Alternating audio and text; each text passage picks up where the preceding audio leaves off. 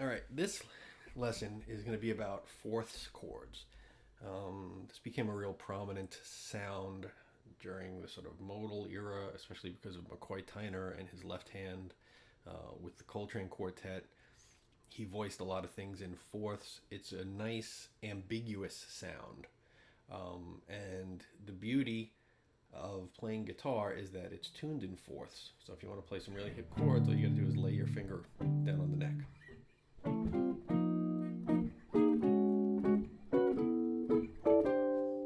Right, and just fourths across.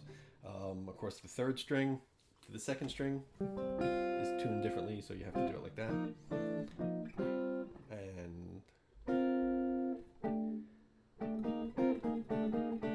on the top three strings. Generally, on the top 3 or 4 strings, you can use 3 or 4 note voicings. In the middle, 3 and 4 note voicings. Once you get down here, again, my impression is that gets pretty woofy. You're way into sort of low end things. So I tend to avoid them down there. I will play 3 note voicings on the 5th, 4th, and 3rd strings.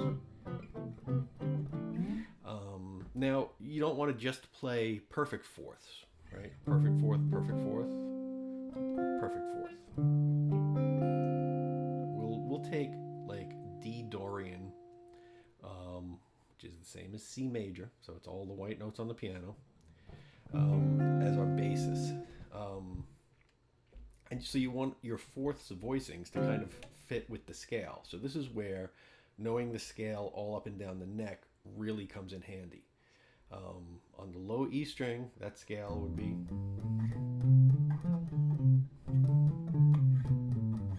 on the A string, on the D string, on the G string,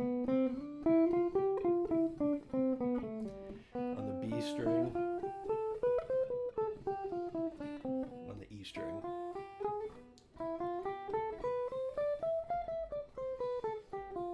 Now, you're not often going to play lines on a single string, but practicing things like that, practicing scales on individual strings, again, helps you to sort of just see the whole neck. So we're going to go through just fourths voicings here, starting from what would be like a D minor 11 chord. I'm playing the 5th string, the 4th string, the 3rd string, and the F on the 2nd string. And I'm just going to move that voicing up through the notes of the D Dorian. And you see there I have to change. Here it's still the same thing, all perfect fourths. All perfect fourths. In a major scale between the 3rd and the 7th is where you don't have a perfect fourth, but you have an augmented fourth. So the line on the bottom, the 5th string goes D, E, F. The next string goes G, A, B. There's your augmented fourth. And again, when you get to the next chord, it's hard to see that. I would not finger it that way, but that's what you... So it's perfect fourth, perfect fourth, perfect fourth, augmented fourth.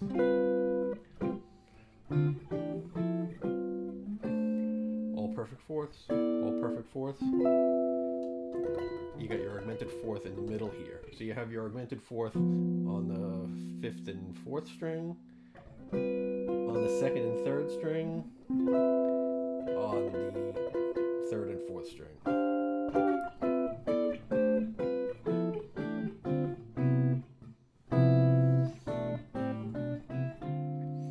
And you should do this, sort of play these on every group of strings.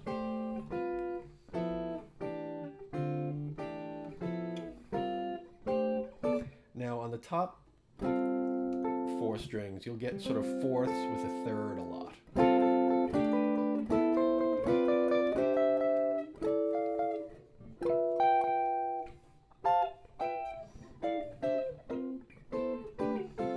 And if you have a modal tune like Impressions, one of those, so what, these kinds of voicings help to break up the monotony. If you're just playing variations of a D minor 7 chord,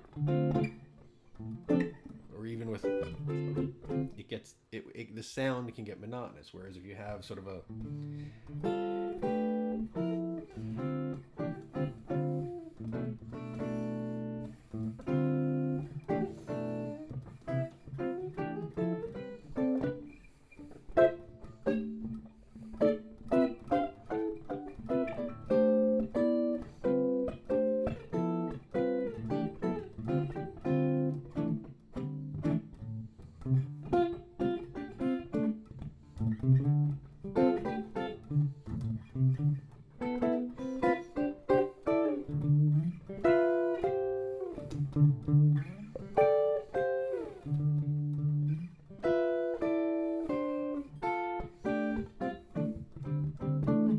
right now, I'll show you the neatest trick.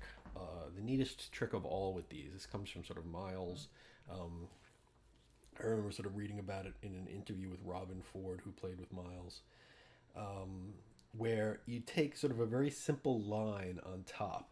In this case, we're going to take sort of a D minor pentatonic kind of.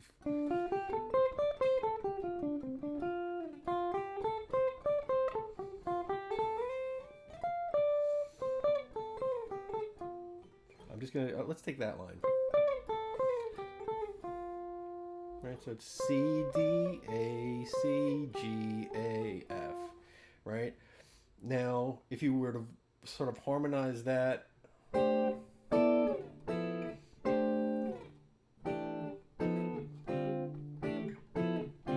all fourths in D Dorian, it would sound like that.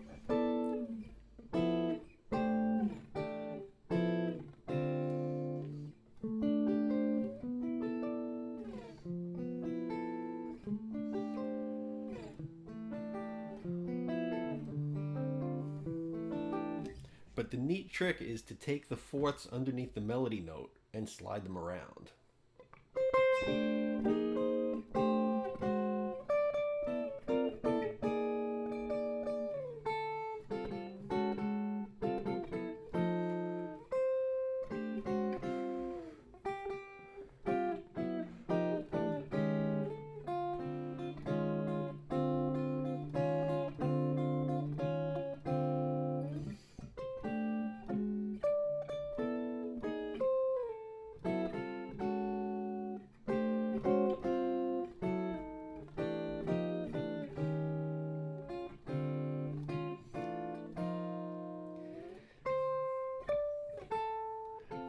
So all I'm doing is sort of taking a fourth voicing underneath the note and just moving it chromatically up or down, and you can kind of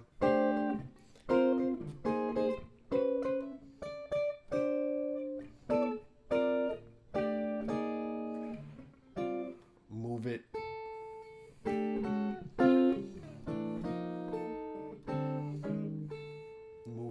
not in a sort of pattern, but taking a simple pentatonic line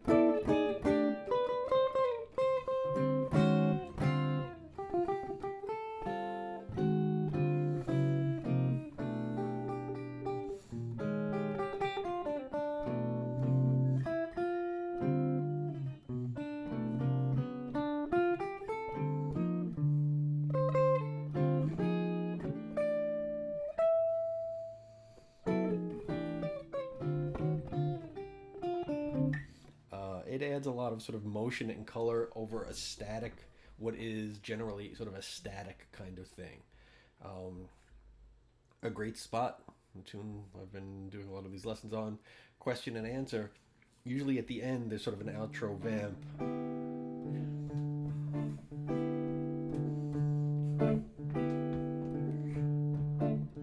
Right? You can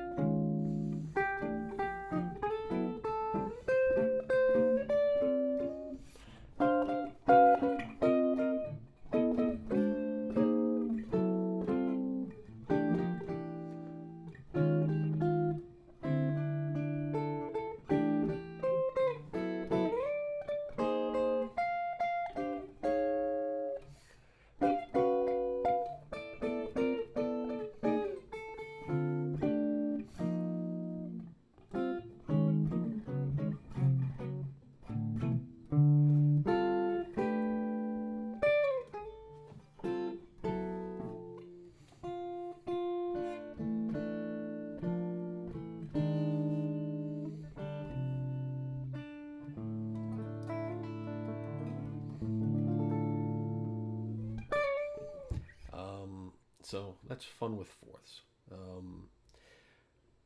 Practice just, going through sort of major keys, playing chords in fourths across 3 and 4 strings, and then playing chords with fourths and thirds on top.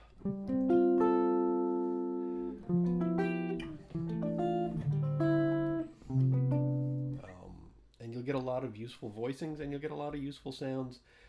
And then experiment with just sort of when you have a static modal type situation,